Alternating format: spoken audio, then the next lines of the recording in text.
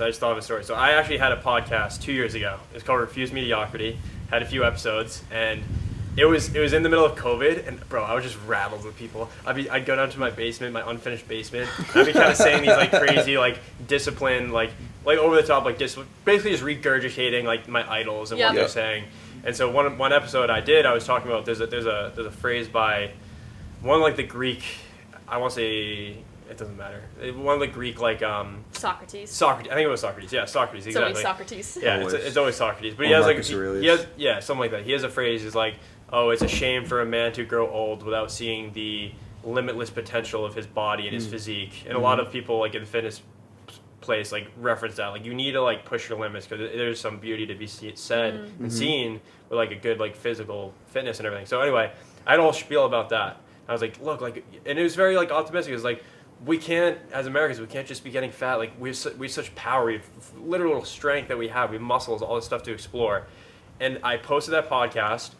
People created fake accounts to say that my mentality was toxic and it was fat-phobic and all that stuff.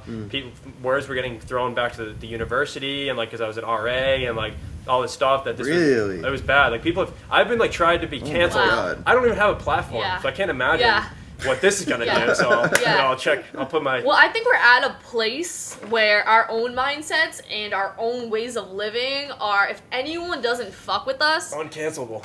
Like, I don't care. Don't listen. What are you gonna do? You're gonna write an article about me? Like, you're gonna get my sponsorship? I don't have any fucking sponsorships. Like, like, we're doing this out of our own Airbnb or our own apartment. Pocket, our own energy. Yes. All of That's that. freedom. That's exactly. We don't have, exactly. No one's sponsoring us. No one's paying us to do this. This is just us. We really don't need any external forces, and that's amazing and that's awesome. And it also will attract the people who do believe in these things. But we live in such an interesting place where.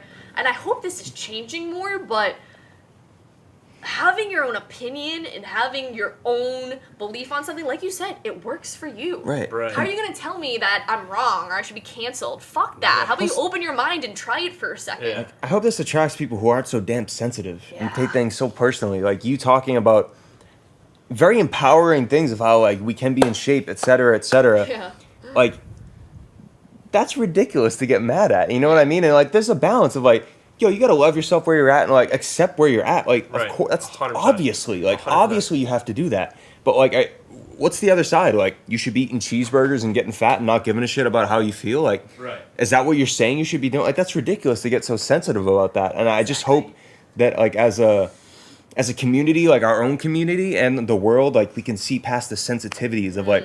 Hey, this might make me feel a little bit uncomfortable, but what is the real message? What can I take from this? Because all that uncomfort is just you being a little bit of you just being fucking sensitive to some shit. Like there's sensitive shit that I things I was sensitive to and still am that like will make me feel a little uneasy, but I don't get like emotional and lash out at them. I'm just like, all right, let me hear what's up and form my own opinion. Yeah. If I disagree with them, like.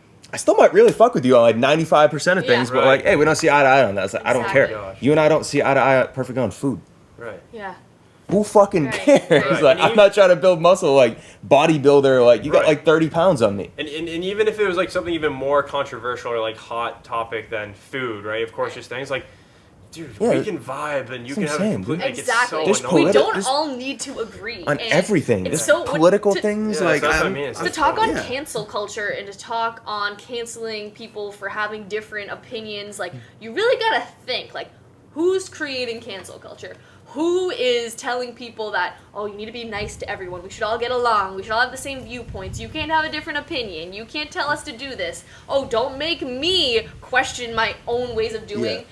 Why do you think they want us to keep doing the same fucking things, to accept the 9 to 5, to accept mediocrity? Yeah, to totally. really accept mediocrity. Yeah. It's the most interesting thing. And again, Costa Rica has me questioning everything. Just everything. Why do I feel afraid to travel to a different country? Why do I feel like I need this job or this position to feel worthy? Why do I feel like I need X amount of friends or this title or this dress or this bag or whatever it is?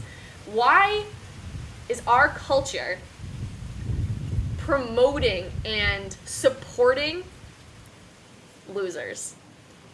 Yeah. I want to say something on like being nice to everybody. I'm gonna tell a very anecdotal story, and I just straight up. When I say losers, I don't mean like losers, but like just we're people like who aren't necessarily winning, like doing the right things. There's a winning formula. And those to people things. need help. They don't need help in terms of rubbing them on the back and telling them it's okay. They need help. Self-empowerment. Yeah, you have your own power. You don't need people to be nice to you to feel good about yourself. You don't need a handout from the government for you to support yourself. You don't need to be afraid. You don't. You have everything you need within you. There's a difference between kindness and niceness. Now, the niceness, where I forget what the actual thing, like, to be nice means to be, like, kind of like a pussy, to just, like, be a pushover. Like, that's the root of it, whereas kindness is, like, genuine love toward a person, right? And there's such a difference between you're being nice and just fluffy and fairy tale fucking Gary Vee and sugar plum fairies and being kind, where, like, sometimes to teach a lesson, yeah, you like that one, right?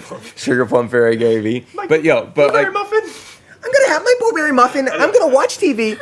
But no, like, sometimes to teach a lesson, you can't be nice. Yeah. Like, on this trip, like, we had some friends staying with us who did something that, like, I felt stepped over the line. And to teach them that lesson, I wasn't just like, oh, I still love you, man. Like, I just sugar plum fairies, everything. Like, it was like... That's fake. That's fake. And I was still kind to him. Yeah. And, like, the way that I said, like, hey, man, like, this, like, isn't cool. I wasn't an asshole about it all. I was kind, but I wasn't nice. And we can't learn, and like I hope he learned a lesson, like where he's not like learned a lesson, but like learned like, you know, something from life that like like in future endeavors he can remember that and be like, hey, like this person might take this the same way Daniel took it. Let me grow and do something a little bit different. And you don't get that by niceness, and like we don't do that with a society of a bunch of fucking pushovers who just like can't say anything to help somebody grow. Like you can be kindness is love, and teaching someone to grow is loving. And sometimes you gotta have that firm hand, that firm fatherly hand, or maybe it's the motherly hand, but I just think of it of like that masculine, strong energy of like, hey, this isn't cool. Like, fix this. Yeah. And then like, it's not like the most enjoyable, like nice fucking sugar-coated thing, but it helps. To give the example of you being scrawny, right? You were in an environment as a kid where other kids were telling you you weren't good enough because of X, or making fun of you because you were X.